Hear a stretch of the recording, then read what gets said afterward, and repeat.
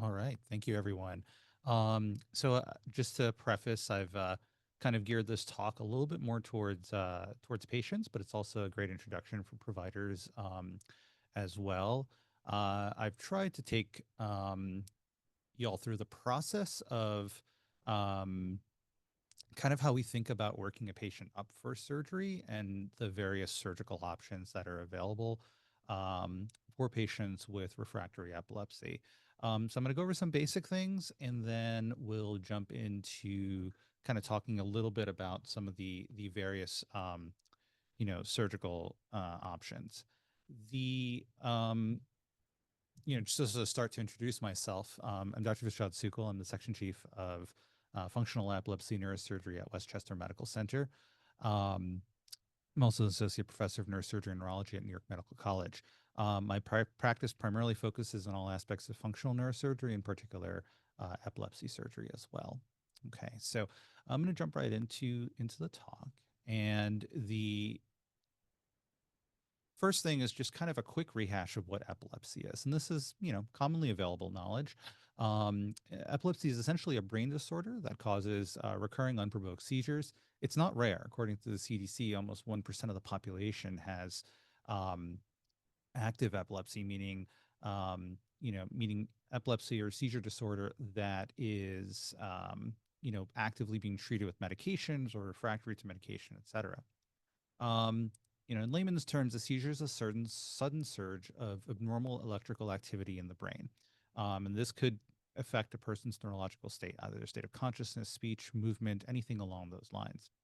Not all seizures are epilepsy. So someone can have a seizure in response to a number of different things. For example, a febrile seizure as a child, just because of a fever, or a seizure after an accident or an injury that never develops into epilepsy. So the key difference is that epilepsy is a seizure disorder that is persistent. Um, Epilepsy in and of itself is a bit of an umbrella term. So it covers a collection of different disease processes that can cause unprovoked seizures.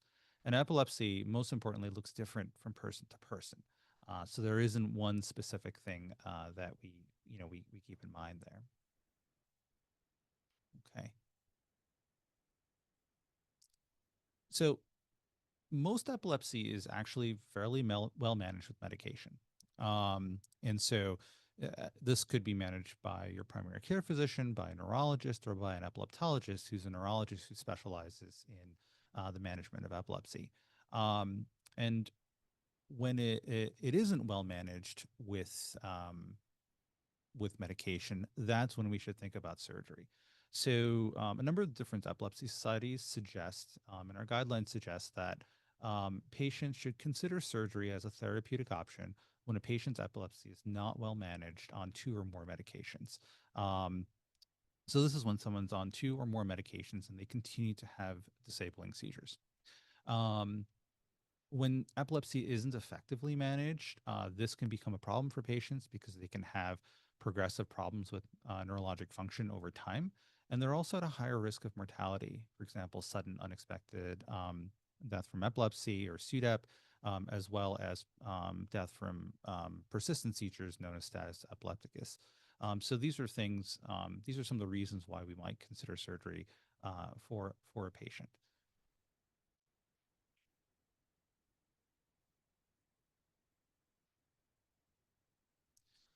So a patient should consider surgery if their seizures are not well controlled despite multiple medications, if they're having severe side effects or issues with their medication that prevent them from taking it regularly or routinely, if their neurologist or their physician feels that they're at a high risk of sudden death from epilepsy, and also, overall with all of these things, it's really for someone looking for an improvement in their quality of life. Now, each of these things individually doesn't necessarily mean that someone is a surgical candidate, but these are talking points or things that a patient themselves can consider if they're thinking about, what more can I do beyond medications to help control my seizures.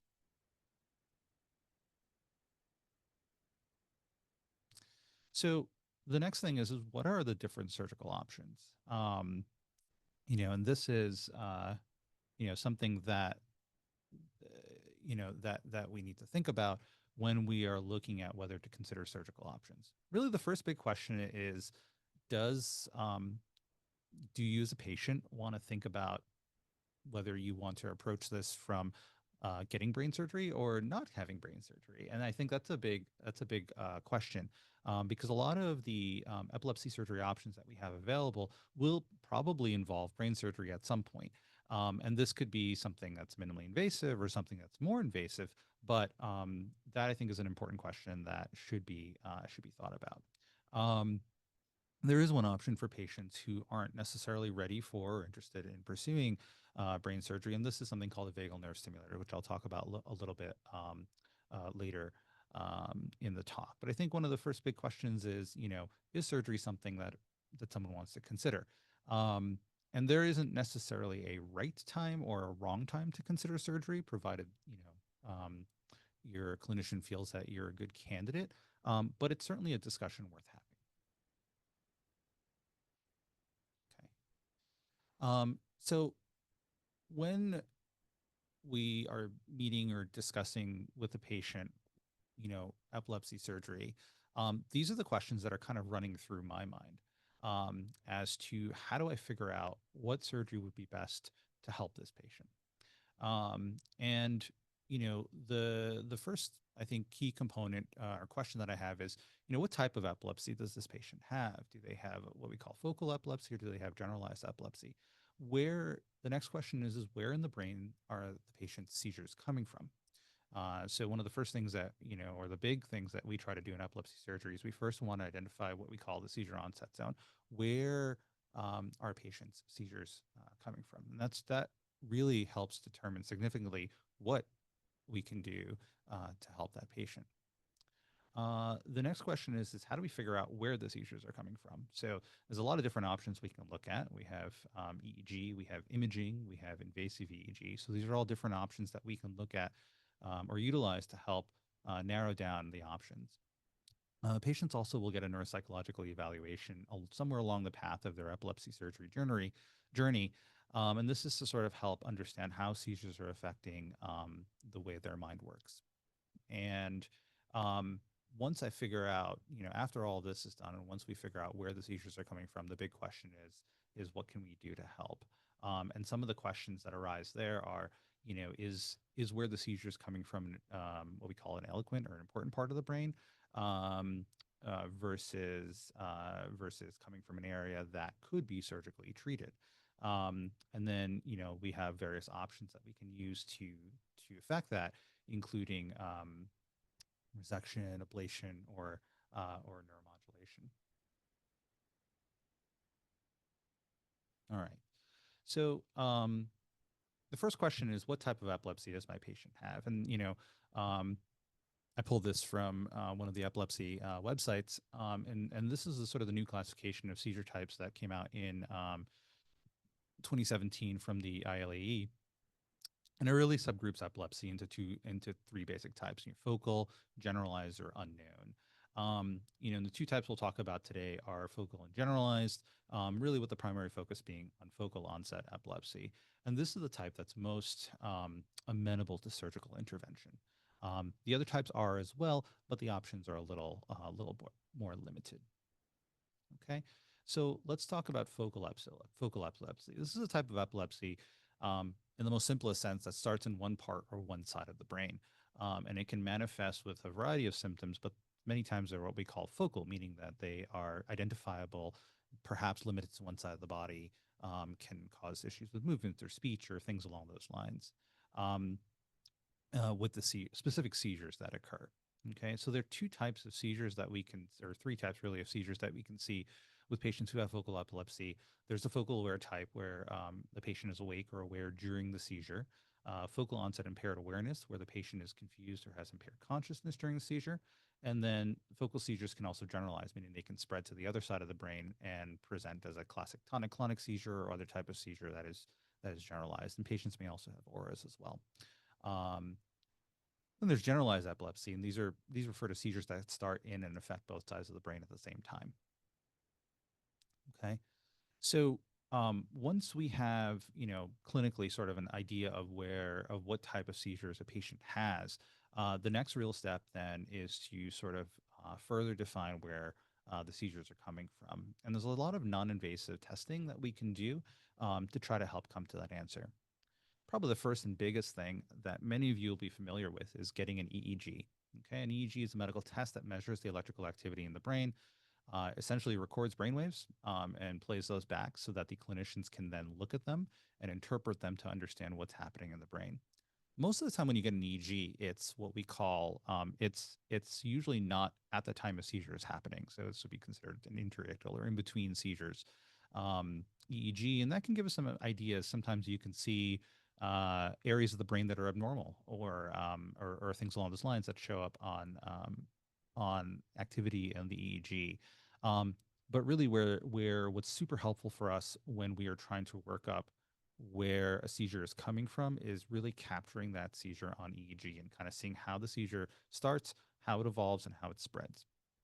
And our epileptologists really are the ones who drive things here because they are the experts in interpreting and understanding the EEGs. Sorry, they're the experts in interpreting and understanding the EEGs.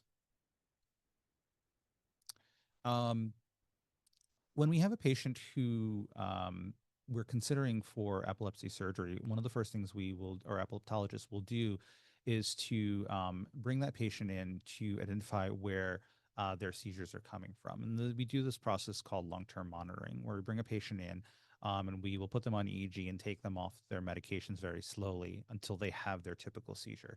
And this allows us to capture and understand where the seizures are coming from. Um, and once we have that data, we can then put them back on their medications, let them go home. And then, with this information, we're then sort of able to really kind of hone in on where the seizures are coming from. And it's often the first step in determining whether a patient might be a candidate for surgery or not. Following this, the next step really then is to get imaging and get an MRI to look at the brain and see if there's any obvious anatomical variation that might be causing a seizure. And this could be a lesion or an area of the brain that is abnormal that is causing seizures. However, many times for patients, especially in adults, when we get an MRI of the brain with their seizure activity, it looks pretty normal. So then we have to resort to other sources to help us kind of try to figure out if there's an obvious anatomical spot that we can see to help guide surgical planning. Okay. Um, One of these options is something called a PET scan, and this is a special CT or MRI that looks at the metabolic function of the brain. And with this type of scan, we sometimes can see when an area of the brain is what we call hypometabolic, or sort of a cold spot, if you will. And abnormal areas that cause seizures sometimes show up as this type of hypometabolic area. And so these are regions that are less active than the normal parts of the brain. And this can really be helpful for surgical targeting and kind of understanding where a seizure is originating from. There are other imaging things that we can do, but sort of outside the scope of this talk. But know that once we've gotten all of our imaging data, usually the next step is really for us to discuss things in what we call a multidisciplinary conference. So this is where we would present everything about the patient and their epilepsy to our team, including all of our neurologists, our epilepsy surgeons, neuropsychologists, et cetera. And we really consolidate and review all of the data. Okay. So with all the data sort of consolidated and looked at, we try to make a hypothesis as to where in the brain the seizures are coming from. Okay. Sometimes we have a clear answer. The imaging, the information from the EEG, everything kind of comes together and says the seizures are coming from here. And we can make a determination then to recommend to a patient, hey, this is a surgical option that could potentially benefit you for reducing your seizures. Many times, however, more testing, more data, more information is needed to really localize where the seizures are coming from. Because sometimes, even with all of that EEG data and imaging data, we may only be able to localize it, say, down to one region of the brain, say, for example, the frontal lobe or the temporal lobe, or a mix of the two, which is not specific enough for us as surgeons to determine exactly where we need to target for treatment. Okay. So in that case, the next thing that we need to think about is something called invasive EEG, or ways to for us to take a look inside the brain and understand how the seizures are occurring, where they're coming from, and how they're spreading. In this day and age, that's something that's really done through a process called stereoelectroencephalography, or SEEG. This is a diagnostic and sometimes therapeutic surgical procedure to look at regions of the brain where seizures may be coming from. It allows for recording of EEG from both deep and superficial structures in the brain, and it can help to understand both the seizure onset zone, which is where the seizure is coming from, and the seizure network, because we can see where the seizure originates and we can see how it spreads to different parts of the brain. It's safe, it's effective, and it's minimally invasive. And it's largely replaced sort of the older option for how we would find seizures in the brain, which was to take off a large piece of the skull and put these grids onto the surface of the brain to record EEG directly from the surface of the brain, which was much more invasive. There are rare scenarios where there are scenarios where we still do that, but in the vast majority of clinical scenarios today, we're able to do stereo EEG, which is safe and effective. So in the SEG procedure, multiple wires are carefully inserted into regions of the brain, um, where the seizures are thought to be coming from. And these are done through tiny incisions in the scalp and tiny holes in the skull. I would say, you know, we may put anywhere from 10 to 15 electrodes into the brain to sample different regions that we think could be the source of a patient's epilepsy or seizures. And but to give you an idea, these incisions are tiny. They're maybe about a centimeter in size, probably a little less, and the hole that's drilled is only about 2 to 3 millimeters in diameter. So very, very, very tiny hole, and a very thin electrode or wire is inserted into the brain that goes to a specific spot. Okay, these are meticulously planned in advance, and you can see some of the images of that planning on the right side of the screen here. Um, and oftentimes we may use something like a surgical robot or a stereotactic frame, which allows us to place these wires within, a millimeter of accuracy, often less, of their expected target on planning. Okay. Once these electrodes are placed, patients then stay in the hospital for about a week, sometimes longer. During the hospital stay, we will slowly wean down their medications so that they will have their typical seizures in a controlled setting. Okay, so we obviously respond when the seizure occurs, we stop the seizure, but what happens is that because we're constantly recording during the entire hospital stay the EEG data coming off of these wires, we're really able to get a clear picture of where in the brain seizures are coming from. And I sort of liken this to the difference between this and scalp EEG, where we just stick wire electrodes onto the skin onto the head and sort of see where the seizures are coming from, as trying to figure out what's going on under the ocean by just looking at the surface, right? That's what scalp EEG is like. Stereo EEG really allows us to get under the ocean and really see what's happening there. Okay. Um, so once we capture enough data from this, we then take patients back to the operating room and take out all the wires. Okay. At that point, we're gonna jump back to our multidisciplinary conference and discuss the findings of the EEG. Um, and when we figure out where the hotspots are coming from, we can then superimpose that over our imaging to get an idea of where in the brain we're seeing the seizures originate. Okay. If we can identify the focus of the seizures and where they're starting from, the next step is to ask is, um, can we surgically target that region of the brain? So can we take out the spot that's causing the seizures? Because that's really likely the most effective way at being able to stop a patient's seizures and have them get seizure freedom, which is the ultimate goal of epilepsy surgery if we can pull it off. But the first big question is that area eloquent? Is it an area that we could safely remove? And there's some studies that we can do to help determine that. Sometimes we just know by looking at that area that it's safe.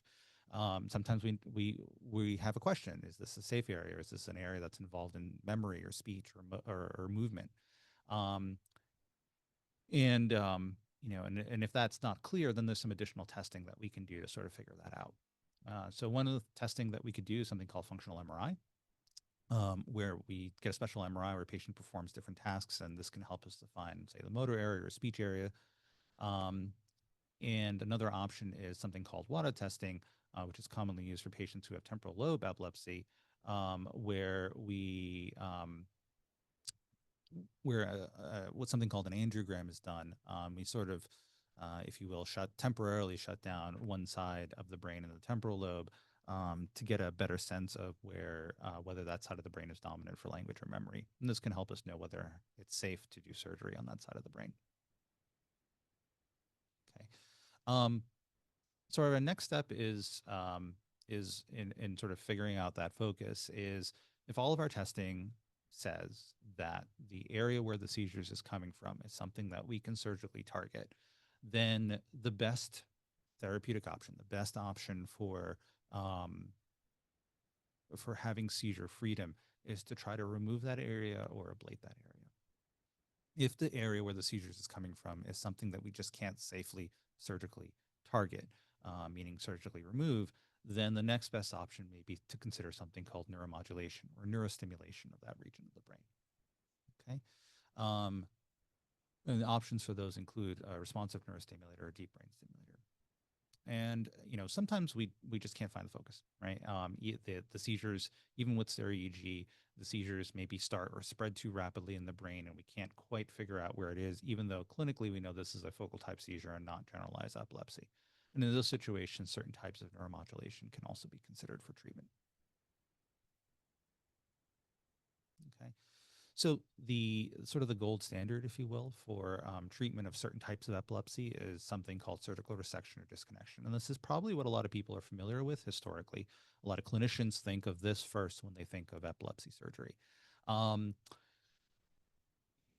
has a long history. Over time, our surgical techniques have become more and more minimally invasive in terms of how we approach these. But ultimately, it still boils down to that we are removing a portion of the skull and removing part of the brain that is causing the epilepsy or causing the seizures. Um, Ultimately, depending on the type of epilepsy that we're talking about, say, for example, uh, um, mesial temporal lobe epilepsy or temporal lobe epilepsy, where it's coming from the structures towards the middle of the temporal lobe. Something called a temporal lobectomy uh, can have anywhere from a 60 to 80% seizure freedom rate. Okay, so that's a patient becoming completely free of seizures without the need for medications. And so that can be particularly effective for that particular type of epilepsy, but other types of epilepsy may be less effective. However, ultimately, the choice to go towards surgery is to reduce and try to aim for as much reduction of disabling seizures as possible. Okay. More recently, I would say in the last 15 plus years, we have seen a new technology arise called laser ablation. And this is a minimally invasive surgical approach where a laser fiber is guided into position inside a region of the brain where we think the seizures are coming from based on all of our prior workup.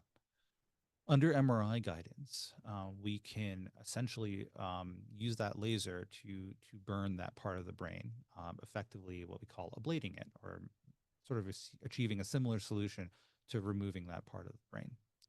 This is minimally invasive, and so it's performed using a tiny half-inch incision in the scalp and a pencil-sized eraser hole that a bolt is put into, and then a laser fiber is fed typically under robotic or other guidance to the target spot in the brain.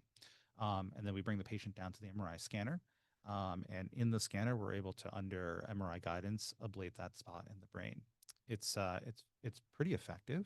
And patients often go home in 1 to 2 days with a tiny little incision and really no significant side effects. It's almost as effective as surgical resection, depending on the type of seizures, the type of epilepsy a patient has, where it's coming from.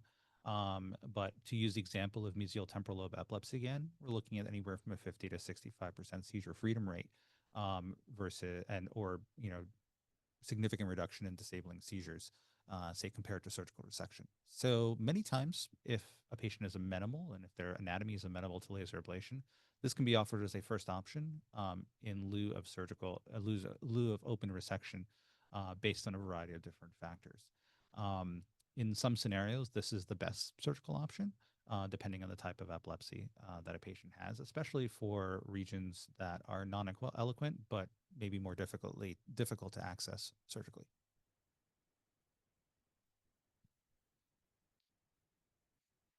So in some scenarios, a patient is not a candidate for ablation or resection.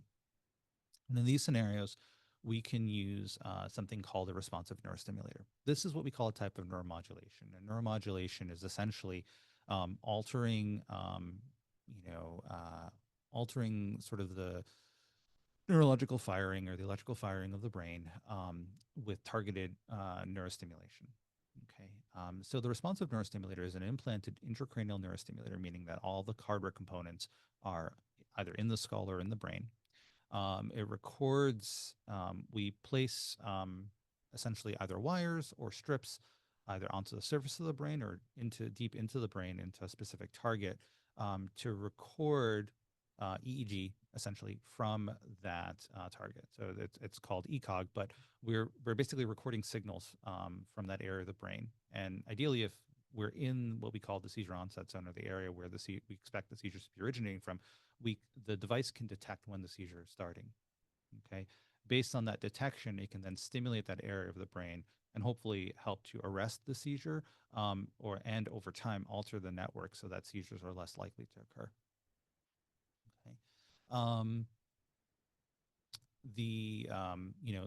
all the hardware is placed into the skull. There's a battery essentially, or that which has sort of the brains of the device, that is also placed onto the skull, a portion of the bone is removed, and the battery is placed there as well, as you can see in the pictures towards the right. Typically for neuromodulation, we assess efficacy based on the percentage seizure reduction as opposed to seizure freedom, because it's not expected that neuromodulation will make a patient seizure free. However, there have been cases where some patients have become seizure free with this therapy. But generally, we're looking at seizure reduction, and the goal is to improve quality of life, reduce disabling seizures, et cetera, so that patients can do better over time. Another type of neuromodulation that's a little more recent is something called deep brain stimulation. And this is a brain pacemaker, essentially, that's typically used for patients with movement disorders such as Parkinson's disease.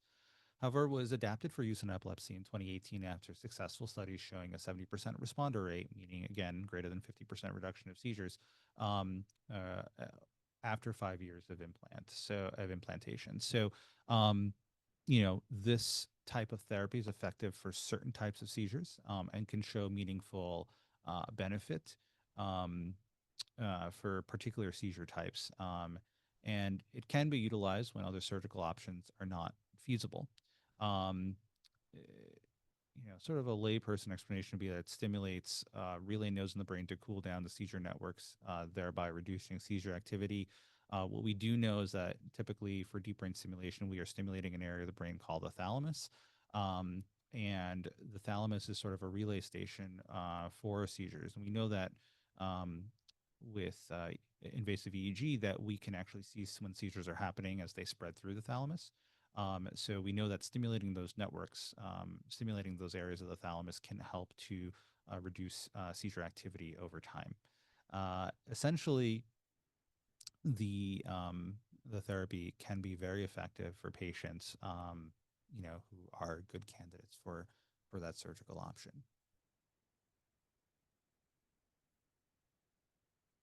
Okay. So as with any surgery, there are risks and side effects. Okay. I won't go into detail. This is really a conversation for you to have with your surgeon if you are going to be considering epilepsy surgery. Again, the risks are similar to that of any brain surgery, which could include bleeding or infection, stroke, neurologic deficit, et cetera. But for most of the surgeries that I've described, that risk is low and well tolerated. Again, each patient's particular circumstances are different and should be evaluated by their epilepsy surgeon and have that risks and benefit discussion directly with their epilepsy surgeon. Um, The therapy failure is also a risk of surgery, meaning that the surgery could not, it's always possible that surgery might not be effective. And again, that's also an important discussion to have with your epilepsy surgeon to understand the efficacy rates of your particular surgery that's being offered to you and, what that would entail. Okay. So again, yeah, take home point here is there are risks to surgery, and that's something to discuss with your surgeon. And you have to weigh the risk benefit of continued medical management versus consideration of surgery. The last thing I want to touch on is a vagal nerve stimulator. Okay, the vagal nerve stimulator is a neurostimulator that stimulates the vagus nerve in the neck to reduce seizure activity, constantly pulsing stimulation upwards towards the brain to calm seizure networks, and can respond when a seizure is detected via heart rate changes or in a magnet swipe over the stimulator to deliver additional pulses to the vagus nerve and thereby to the brain to try to help reduce, seizure duration or seizure activity overall. It's on-label uses for patients with focal epilepsy, and for those who, and a lot of times we use this for patients who are not a candidate for brain surgery, or not yet ready to undergo that workup. And for some seizure types, we know that invasive surgical options in the brain are not going to yield a fruitful options, and so this can be a great option for those patients. The efficacy ranges varies widely, and that can be anywhere from a 30 to 70% reduction of seizures over time. However, it is a very safe procedure, and it's often used in conjunction with medications and avoids brain surgery for patients that are just not either able to pursue that path or are not interested in pursuing that path. Okay. All right. So this is my surgery map. It's what I use in our team practice to sort of, and what I teach our residents and our trainees of kind of how I think about surgery, and sort of the flow chart that we use to approach that. This may differ depending on the epilepsy surgeon you talk to, and I'm sure there are those who may have issue or disagree with certain parts of this. But in general, the primary goals of surgery really revolve around finding where the seizures are coming from, and then figuring out can we effectively treat that area of the brain either by removing it, ablating it, or neurostimulating it, to try to reduce the seizures that a patient is having rather. So that concludes my talk. Open for any questions or comments.